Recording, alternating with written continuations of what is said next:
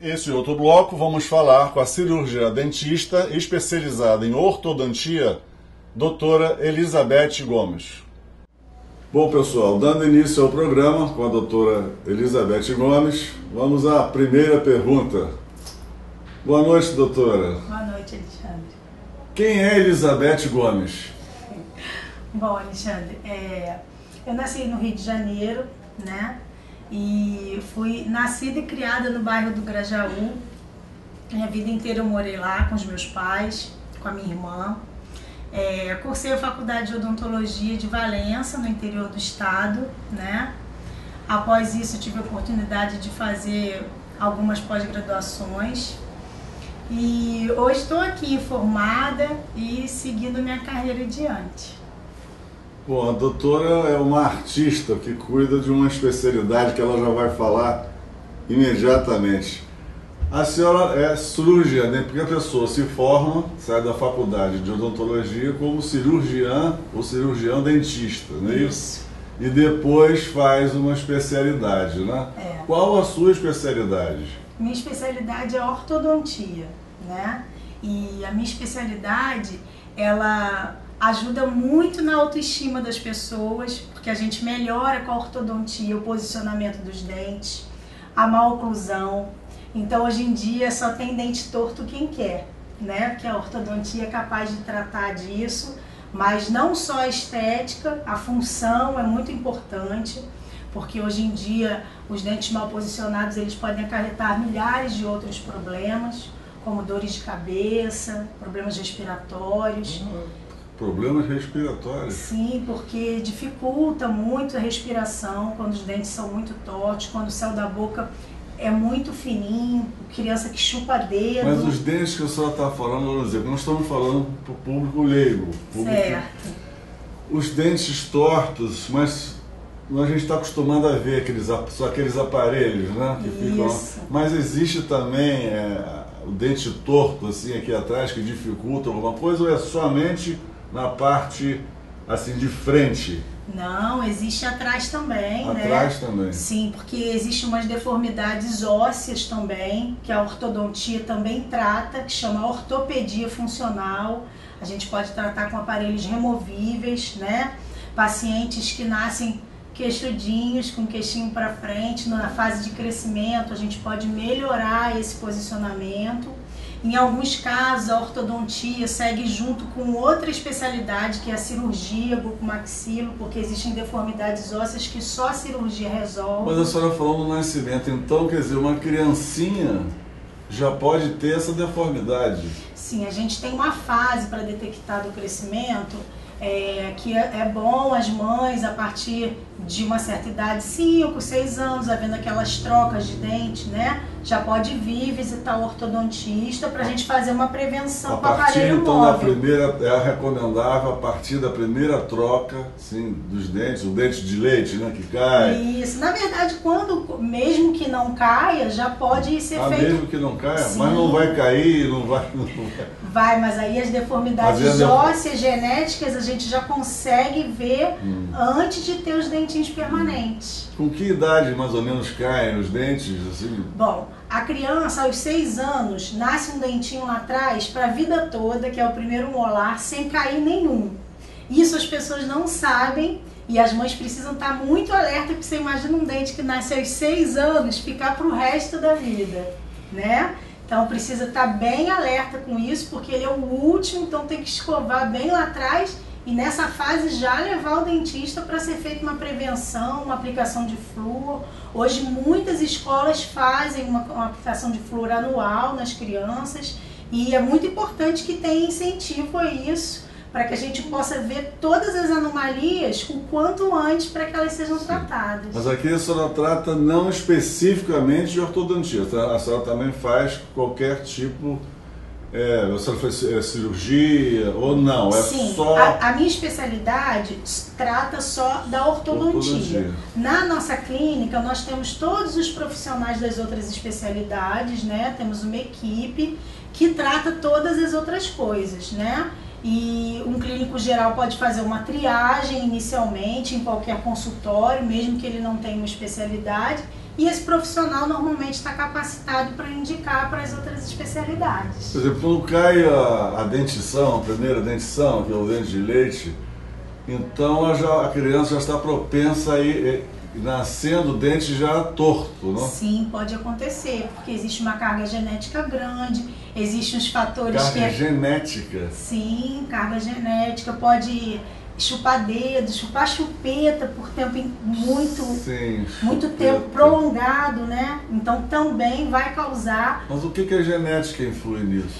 Vamos dizer, a chupeta vai influir. Por exemplo, a bala vai influir, mas o que a genética traz? A genética tem que o dente fique uma torto, carga muito grande. Se os pais têm uma certa anomalia, os dentes tortos, uma má oclusão, existe uma propensão genética muito grande que aquela criança também tenha, né? Principalmente um padrão da face. Nós temos uma face mais curtinha, que a gente chama de braquicefálico, uma face longa, que é dólico, uma normal, que é meso. Então, com a gente vendo os pais, também facilita muito no diagnóstico da criança. No crescimento ósseo, né, na forma da face, na formação do perfil. Então, a carga genética ela é muito grande nesse sentido. Quer dizer, isso tudo a senhora, antes de fazer, sentou, a senhora faz esse estudo, né? Sim, a gente chama de anamnese. Isso é feito, é muito bom quando o pai vem ou a mãe acompanhar, porque a gente já vê às vezes um problema que já existe nos pais, então já fica porque até mais fácil. Porque já pergunta se ela já teve correção ou não. Sim. E tem muitos pais que chegam aqui no consultório e falam pra gente, olha, eu usei aparelho a minha vida inteira. Aí já... E já existe uma propensão grande, com certeza. Tá. Bom, doutora Elizabeth, quais são os tipos de aparelhos que são usados? Bom, Alexandre, hoje em dia nós temos vários tipos de aparelho. Nós temos aparelhos metálicos, que são fixos no dente. Nós temos esses mesmos aparelhos fixos transparentes para aquelas pessoas que não querem muito que apareça que está de aparelho. Temos aparelhos, inclusive, que a gente chama de lingual, que põe por dentro do dente.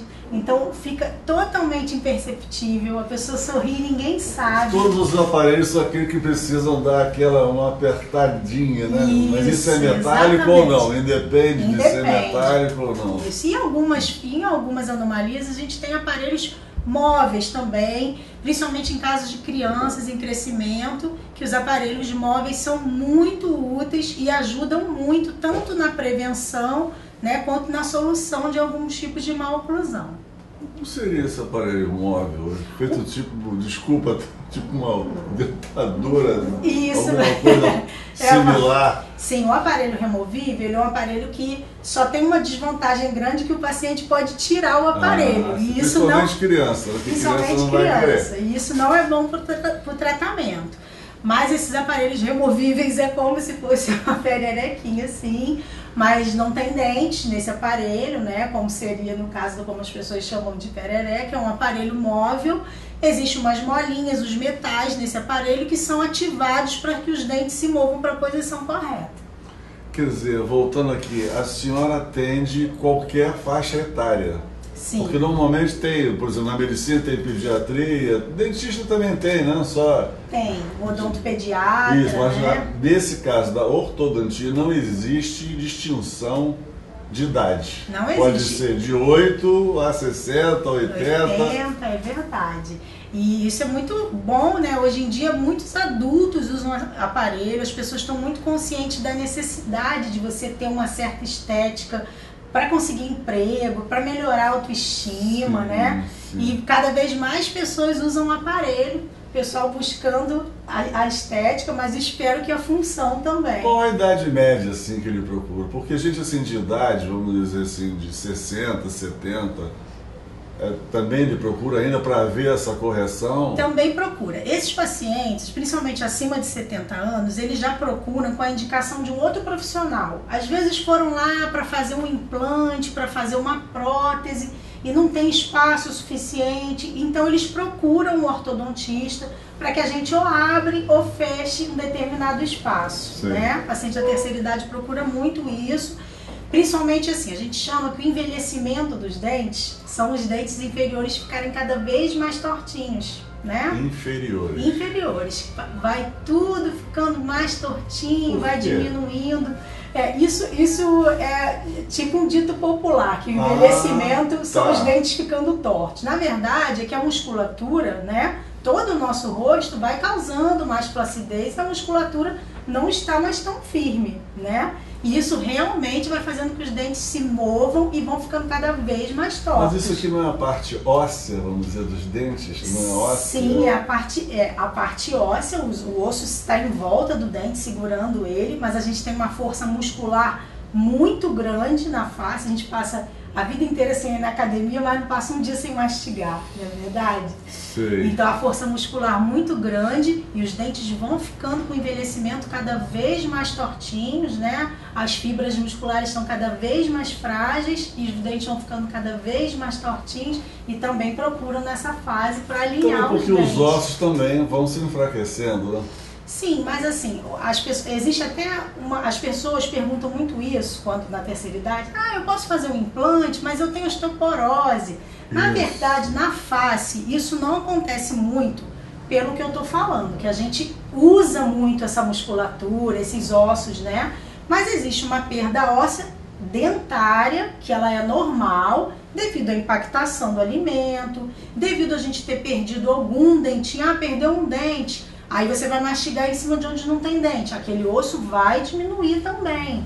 Tudo isso vai ficando cada vez menor. Hoje em dia, não é a minha especialidade, mas os implantes dentários eles estão muito avançados. Existem muitas técnicas de enxerto, inclusive técnicas simples e rápidas, né? Que as pessoas podem fazer implante mesmo sem ter o osso para que aquilo seja feito. Estamos de volta com a doutora Elizabeth, que agora vai falar de um assunto assim, não comum assim, na odontologia. Doutora Elizabeth, tem se falado muito no uso do Botox na odontologia. Dá uma explicação para a gente como é que se aplica isso na odontologia. Sim, olha. Bom, o Botox, ele é a toxina botulínica, ela é um medicamento que aplicada em certos músculos, ela vai fazer com que aquele músculo diminua a sua função. Por isso as mulheres querem colocar para poder não conseguir mover e não fazerem rugas de expressão, né? Na odontologia, o uso do Botox ele não é estético de nenhuma forma, ele é um uso terapêutico, né? Existem pessoas que têm problemas de dor de cabeça, enxaqueca fortíssimas, que se forem de fundo dentário, né? Aquela dor de cabeça ela pode ser de dores na articulação, que é essa aqui que a gente chama de ATM. Nesses casos, o dentista vai poder fazer o uso da toxina botulínica para tentar diminuir a dor desse paciente, diminuindo a função dessa musculatura. Mas é aplicado? Pode ser para enxaqueca, por exemplo. Ele pode ser aplicado na testa, né? Nesses dois músculozinhos que a gente chama aqui no temporal. Para quem faz um bruxismo muito forte à noite, de ranger e de apertar os dentes, nós fazemos uma aplicação no masseter, tanto de um lado quanto do outro. Isso diminui bastante. Esse eu posso dizer e assinar embaixo porque eu sou usuária também. Né? Eu tenho um profissional, um colega que aplica em mim e realmente alivia muito o bruxismo, ajuda bastante. E na estética, a única coisa assim, na odontologia, principalmente na minha área, existem umas pessoas que fazem um sorriso, que às vezes o sorriso é lindo, mas aparece só a gengiva. A gente chama de sorriso gengival, né? Então a gente aplica um pouquinho de Botox de cada lado e a gente prende esse músculo e quando a pessoa sorri, só aparece o dente. A gengiva fica lá escondida. Sempre pelo lado externo. Exatamente. Prende aqui exatamente para não levantar e não aparecer a gengiva. Exatamente. A toxina botulínica é um grande aliado hoje na odontologia. É importante que você saiba que o profissional, para aplicar a toxina, ele tem que estar habilitado. Existem muitos cursos que habilitam o profissional para fazer esse tipo de aplicação. E está ajudando muito na odontologia, tanto para os casos de enxaqueca, quanto de sorriso gengival, nos casos de bruxismo, né? E está cada vez mais utilizado. E a senhora não tem tido problema com os profissionais que aplicam Botox Porque uma dentista aplicando Botox é uma coisa que não Diferente. é que a gente não escuta muito. Não, eu quero verdade. fazer uma aplicação de Botox, mas não é simplesmente para tirar a ruga, é por uma coisa clínica, que isso vem auxílio ao seu tratamento. É não verdade, isso? Alexandre. Eu acho muito importante você ter tocado nesse assunto, para que não haja uma disputa, né, entre dermatologistas e dentistas. É que se cada um souber a que lhe cabe aplicar o Botox, fica muito mais fácil, né? Na odontologia, o profissional sabe que ele não vai fazer aquilo para a estética facial do paciente. O paciente quer acabar com todas as rugas, ele tem que ir ou no dermatologista ou no cirurgião plástico, né? O paciente está com uma dor orofacial, está com bruxismo muito severo, tem um sorriso gengival que incomoda muito. Tem tudo a ver, realmente. Sim. Tem tudo a ver. Aí ele procura um dentista, porque até é da alçada do cirurgião dentista saber como aplicar isso da melhor maneira possível, né? Para poder ajudar o paciente. Até por isso é necessário uma habilitação para que isso seja realizado. Doutor, agora uma descontração, Certo. saber um pouco da sua vida, dos seus gostos. Um prato. Então, Alexandre, eu sou um pouquinho diferente da maioria das pessoas, porque eu sou vegetariana há muitos anos, né? Então, eu adoro legumes de todos os tipos, estrogonofe de legume, feijoada vegetariana. Aproveitando, algum tipo de alimento influi na saúde bucal? Sim, Quer dizer, não sei cigarro, mas algum alimento, tô falando de alimento? todo alimento com excesso de açúcar, né? Sim. A Coca-Cola é Coca-Cola, terrível os para os dentes vão ficando dentes.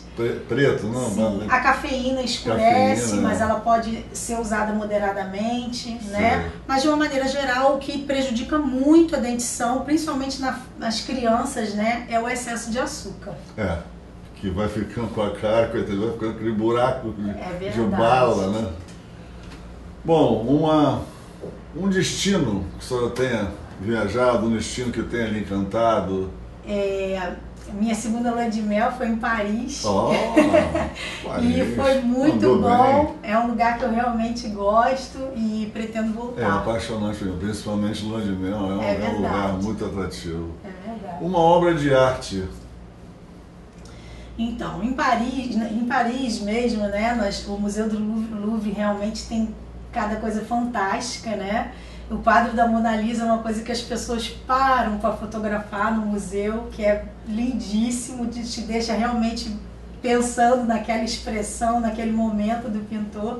E todo o museu tem artes maravilhosas, né? Eu fiquei apaixonada pelo Museu do Louvre. E como estou te falando, na cidade é um lugar que com certeza eu vou voltar. Uma cidade no Brasil que tenha lhe encantado? Bom, o Nordeste, de uma maneira geral, eu acho maravilhoso, né? Mas um lugar que eu fui, assim, que foi uma viagem em família, que eu pude levar as crianças, que a gente aproveitou muito, um verão, foi Fortaleza, um lugar bem agradável, praias maravilhosas. E acho que é um excelente passeio em Engraçado família. que nós estamos falando aqui do Rio de Janeiro, e a doutora também mora aqui no Janeiro, e o verdade. Rio de Janeiro não é um encanto de praia, mas todo mundo fala das praias do Nordeste, realmente. Sim. Acho que pela diferença das águas não serem tão geladas. É isso, Aqui na Barra da Tijuca, por exemplo, verdade. É um gelo realmente, não é todo dia que pode se entrar na água. Né? É verdade. E para finalizar, a senhora torce para algum time de futebol, ou é quietinha? Bom, eu sou quietinha, mas é influenciada pelo marido, pelos meus filhos filhos são, principalmente meu filho mais velho, Matheus, é flamenguista, então eu sou aquela mãe que tem que torcer pro time do filho. Tá certo. Ok. Bom, estivemos com a doutora Elizabeth, agradecemos todos os esclarecimentos que nos foram prestados e até a próxima vez. Doutora, Obrigada, você achou? Alexandre. Obrigada.